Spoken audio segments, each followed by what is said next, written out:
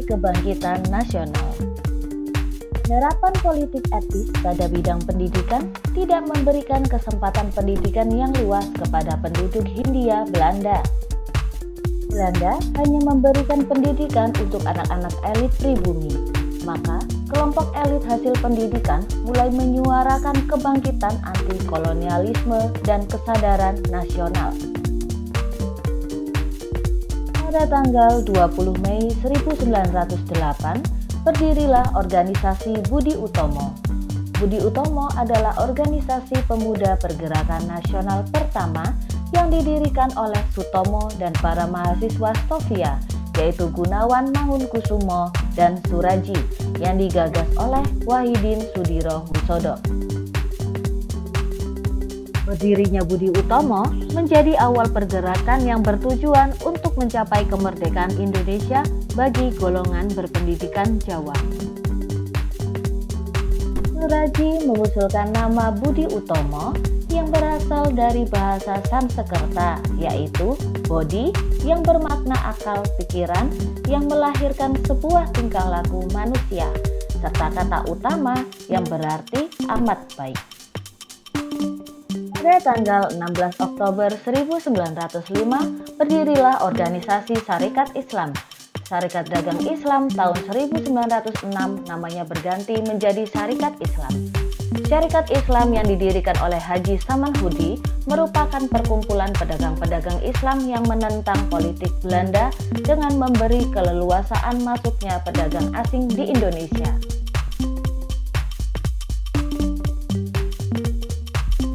Syarikat Islam bertujuan awal untuk menghimpun para pedagang pribumi Muslim, khususnya pedagang batik, agar dapat bersaing dengan pedagang-pedagang besar Tionghoa.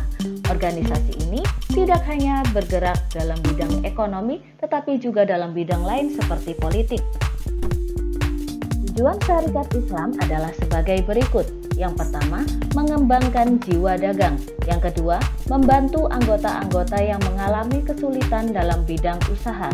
Yang ketiga, memajukan pengajaran dan semua usaha yang mempercepat naiknya derajat rakyat. Yang keempat, memperbaiki pendapat-pendapat yang keliru mengenai agama Islam. Yang kelima, hidup menurut perintah agama. Berikutnya, kita masuk dalam fase berakhirnya pemerintahan kolonial. Seiring dengan Perang Dunia yang kedua, nasib politik Hindia Belanda menjadi tidak jelas. Sebagai penguasa, Belanda mendapati negara mereka diduduki oleh Jerman Nazi pada Mei 1940.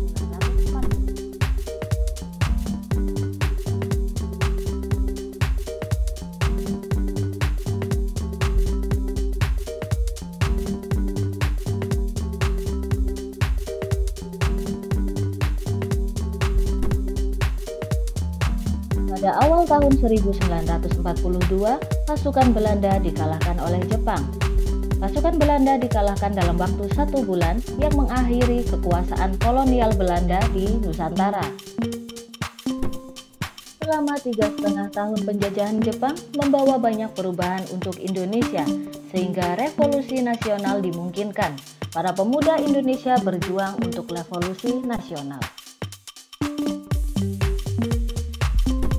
Pada tahun 1945, Jepang menyerah tanpa syarat pada sekutu dan berjanji untuk memberikan kemerdekaan kepada Indonesia.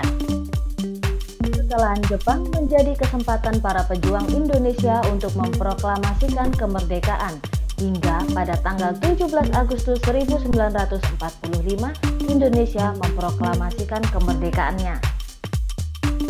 Tanggal 20 Mei tahun 1959 ditetapkan sebagai Hari Kebangkitan Nasional yang bukan hari libur, yang ditetapkan oleh pemerintah Indonesia melalui Kepres nomor 316 tahun 1959 tanggal 16 Desember tahun 1959 untuk memperingati peristiwa kebangkitan nasional Indonesia.